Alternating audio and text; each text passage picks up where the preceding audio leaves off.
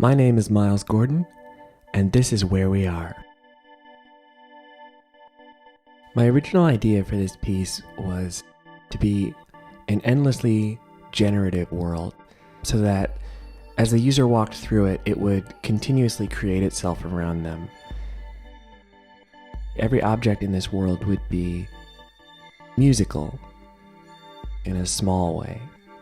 But as these objects all formed themselves around the user to create an ecosystem, they would create their own musical soundscape. And in this way, the music would represent the inner workings of a complex system. The challenge there is that that's a lot of math, it turns out. I realized that going down that rabbit hole would take me really far away from the actual point of the project, which was to do something innovative musically.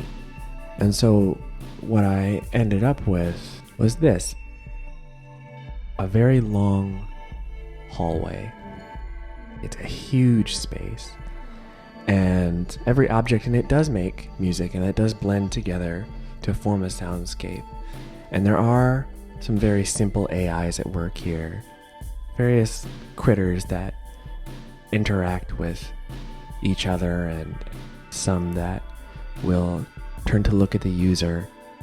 As the user walks through this space, they perceive it in a way that feels real because it leverages the Oculus Rift virtual reality headset. And what that means is that as you look around, you've got these screens strapped to your face, and it's changing your perspective based on the direction of your head. What that does is it tricks your brain into believing it's actually in the space.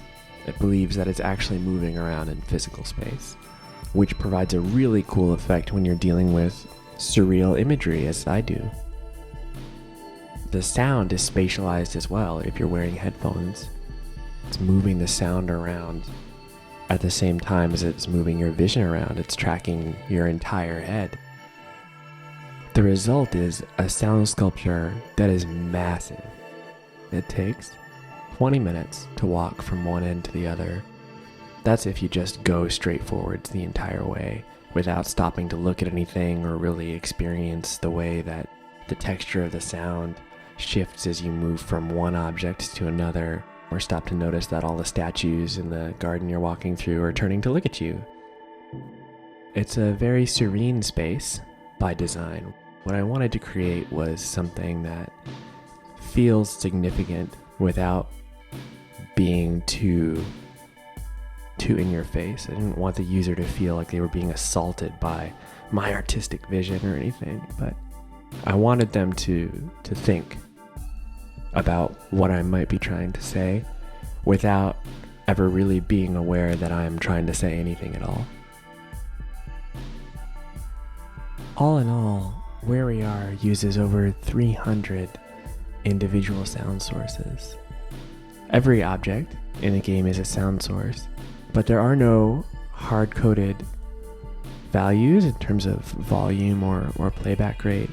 Everything initializes at a slightly randomized pitch and speed.